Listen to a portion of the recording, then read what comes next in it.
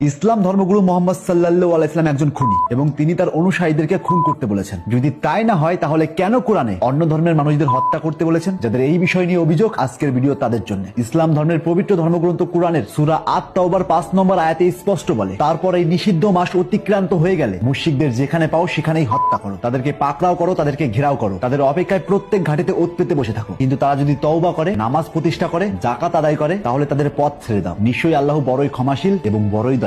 ঠিক এই আয়াতের জন্য সমস্ত মানুষ মুসলিমদেরকে হত্যাকারী বা বিশ্ব নবী সাল্লাল্লাহু আলাইহি সাল্লামকে হত্যাকারী বলে আখ্যায়িত করেন এবং সমগ্র মানুষ মনে করেন ইসলাম ধর্ম হত্যা করতে শেখায়। চলুন এই সূরা সম্পর্কে একটু বিস্তারিত আলোচনা করি। এই সূরা একমাত্র সূরা যে সূরার প্রথমে বিসমিল্লাহ বলে শুরু করেননি, কিন্তু এটা সত্যি এই সূরার 5 নম্বর আয়াতে স্পষ্ট মুশরিকদের হত্যা করার কথা বলা হয়েছে। এবার আসি মুশরিক কাদের বলা হয়। মুশরিক শব্দটি এসেছে আরবি শব্দ শিরক থেকে, যার অর্থ আল্লাহর সঙ্গে কাউকে শরীক করা। অর্থাৎ ইসলামের প্রাথমিক যুগে মক্কার কুরাইশ বংশের যারা মূর্তি পূজা করতেন তাদেরকেই প্রধানত মুশরিক বলা হতো। তবে তারা বিশ্বাস করতো আল্লাহ সৃষ্টিকর্তা, কিন্তু তাদের ধারণা ছিল বিভিন্ন দেবদেবী বা মূর্তির মাধ্যমে আল্লাহর কাছে পৌঁছাতে হবে। তাই তারা কাবার ভিতরে এবং আশেপাশে মোট 360টি মূর্তি স্থাপন করেন। এবার আসি, সত্যি কি কোরআন সমস্ত অমুসলিমকে হত্যা করতে বলেছেন, নাকি এর মধ্যে লুকিয়ে আছে অন্য ঘটনা? সূরা আত-তাওবা নাজিল হয় হিজরির 9ম বছরে। তখন আরব উপদ্বীপে মুসলিমদের সঙ্গে কিছু নির্দিষ্ট মুশরিক গোত্রের সঙ্গে চুক্তি হয়, টানা 10 বছর কোনো যুদ্ধ করা যাবে না, দুই পক্ষের বিরুদ্ধেই পরস্পর সাহায্য করবে না। যে কোনো গোত্র চাইলে মুসলিম পক্ষে বা কুরাইশদের পক্ষে চুক্তিবদ্ধ হতে পারবে, কেউ গোপনে আক্রমণ বা বিশ্বাসঘাতকতা করতে পারবে না। এটা ছিল শান্তি এবং সহাবস্থানের চুক্তি। অর্থাৎ এই চুক্তির মেইন উদ্দেশ্য ছিল শান্তি, কিন্তু এই চুক্তি হওয়ার পরেও সেই মুশরিকরা বারবার সেই চুক্তি ভঙ্গ করছিল। তারা গোপনে ষড়যন্ত্র করে, বিশ্বাসঘাতকতা করে এবং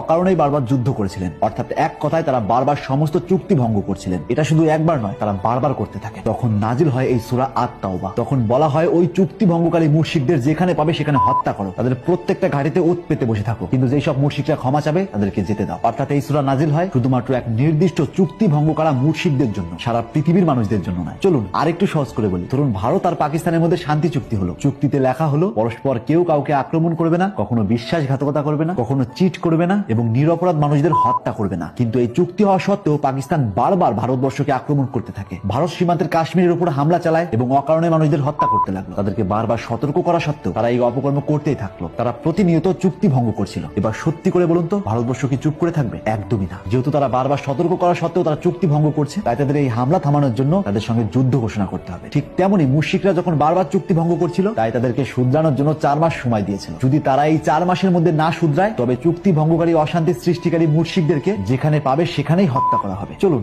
আরেকটা উদাহরণ দিই। ধরুন একদল ক্রিমিনাল যারা প্রতিনিয়ত অপকর্ম করেই চলছে। প্রশাসন তাদেরকে বারবার সতর্ক করেছে, তবুও তারা কোনো রকমের বদলায়নি, বরং অপকর্ম বেড়েই চলছে। একটা সময় পর পুলিশদের সঙ্গে তাদের চুক্তি হয়, তারা আত্মসমর্পণ করবে, কিন্তু এই চুক্তি হওয়ার পরেও তারা বারবার অপকর্ম করতেই থাকে। এবার বলুন এই অপকর্ম থামানোর জন্য